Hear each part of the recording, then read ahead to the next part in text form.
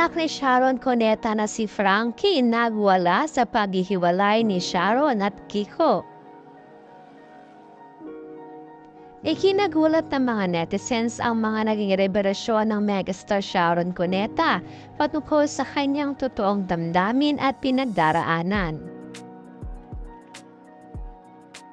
Hindi nga nakaligtas sa mga netizens ang mga binibitawan na salita ni megastar sa kanyang mga interviews at ganoon na din sa kanyang mga cryptic posts.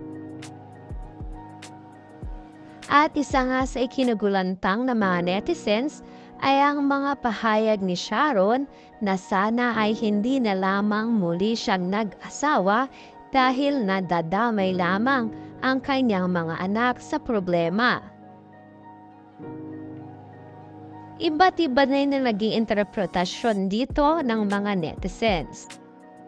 Subalit karamihan sa lahat ay sinasabing wari ba ay hindi talaga masaya ngayon ang damdamin ni megastar. Lalo pa daw kasing tumindi ito simula nang maging magkasama sila ng ex-husband niyang si Gabby sa isang concert. Kaya naman amin ding napag-alaman na patuloy di umano ang hindi pagkakaunawaan ng mag-asawa.